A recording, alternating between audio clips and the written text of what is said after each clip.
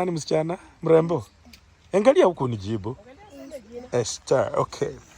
So Esther is dressed in a brand new dress from our donors in Germany, and they just brought in a donation today.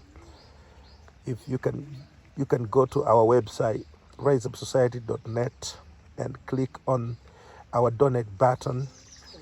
You can donate through PayPal, and we will send an acknowledgement.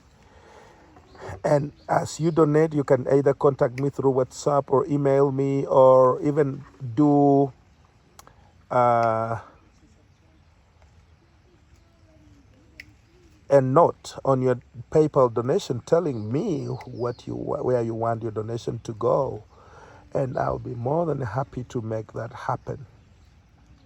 And the argument the Germans had was that sending in a box is very expensive.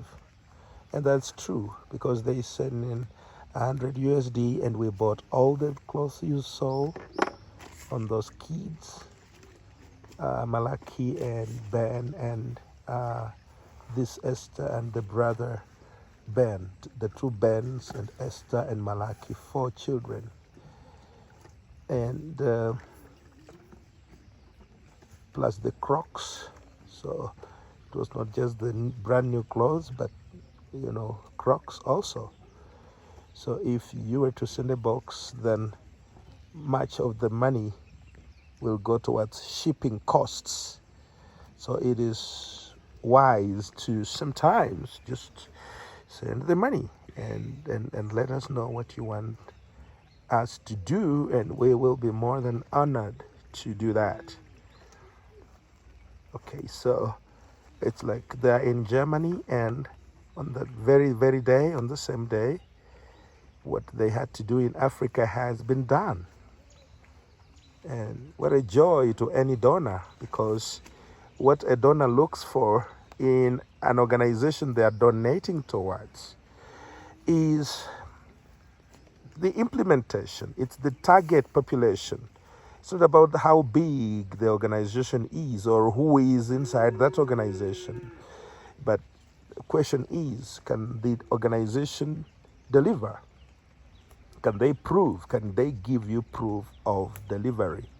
That is what should concern every wise donor. We have some donors who are not wise, who just give for the sake of giving, because they'll get tax returns, or because they think that somebody has been donating to a given organization, so let me also donate towards that organization because my grandmama or my mama or my uncle or my friend donates through the organization. Then they give, and there is no evidence that their money will reach the target. And as we know, so many organizations actually abuse donor money. They put in like maybe 15 or 10 or 20% at most, and 80% goes to the logistics and other things. Meetings, we have conferences where they go to these huge hotels, and then just to spend the donor money.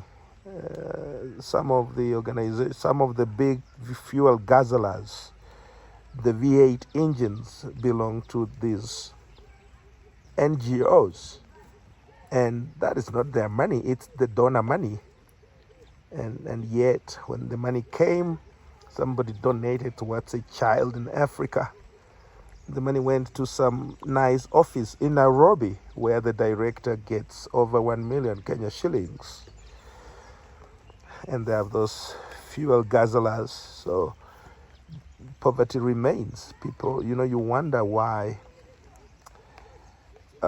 with all the money that comes to Africa, there seems to be no change. It is because those organizations are corrupt. They're systemically corrupt.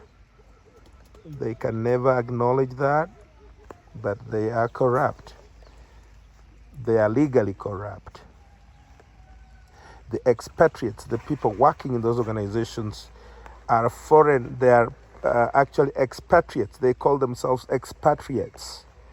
And they are these international guys who come from those developed countries to work in these non-government organizations, and they earn abnormal salaries. Somebody earns 2 million Kenya shillings. Some don't even want to call it a salary. They call it honorarium. They call, oh, I don't earn a salary. I'm a volunteer, so I just get honorarium. But I don't care what you call it, as long as it is stealing from the poor. It is corruption, it is theft, and you're going to hell.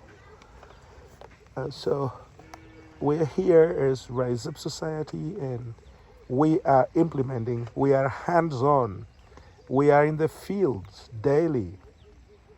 We are doing it, guys.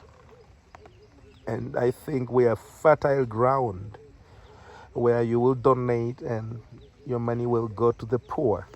If you have ever dreamed of, building a house for a poor person in Africa, we provide that platform. And we prove it. We will do a video and we will have the recipients say thank you. Not so that you can feel good about it, no, but we also teach manners. We teach these kids to be thankful. And when those women are ululating and people are coming to behold what is going on, it is preaching the gospel of love. And those kids who come to see that will never forget. I saw one kid with a phone and he was taking a little video. That child will never forget that we had strangers who came and congregated a house for that mama called Lorna.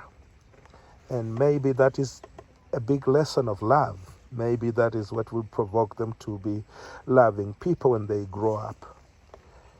And so we preach the gospel through love. As we help the people, we teach them love. And I believe that it makes people better. When people learn and discover that these things are doable, that we don't have to rely on government to build a house for a poor widow, that we don't have to rely on a big organization to bring relief to the poor, that we can do it with simple, everyday people who have love in their hearts, that we can do that without mediums, people who are middlemen and middle women, the brokers who sit in the middle and they get a cut out of that strategic positioning, that we can reach out and just bless in a simple, in a transparent, in an honorable and honest way. Then we can use Rise Up Society. We have people who have been donating towards even ministries, these big mega churches. And the big tele-evangelist tells them, I have a program in Africa and I'm supporting orphans and stuff. And really, I know they try. But sometimes, not everybody, but others don't do the right thing.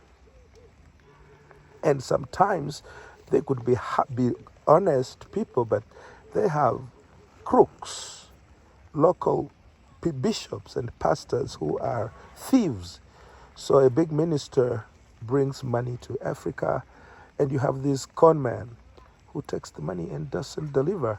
So while the televangelist was genuinely supporting Africa, the money actually never reached any child.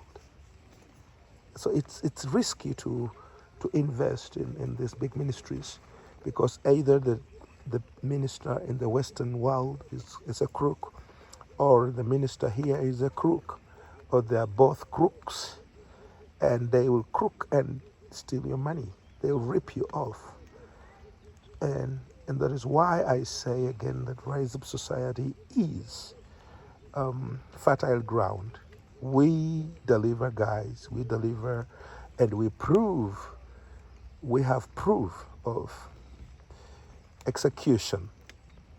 You will know that we did it because you'll see the video. You'll see people dancing for joy.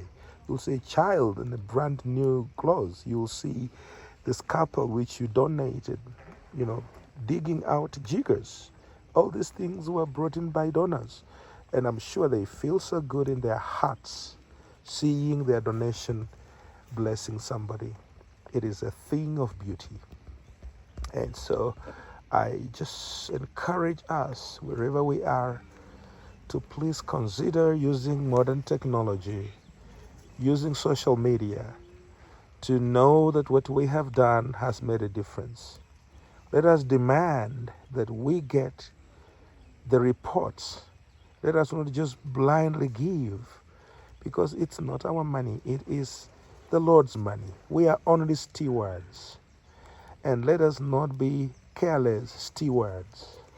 When God has blessed us, let us also care about what the resources go, where the money goes, where our prayers go. You can spend your energy fasting and praying over an organization that is led by a wolf, a thief. So you pray so earnestly, and because you say that I cannot give, but let me pray for this organization. But no matter how much you fast and pray, if the leader is a thief, your prayers are going in vain.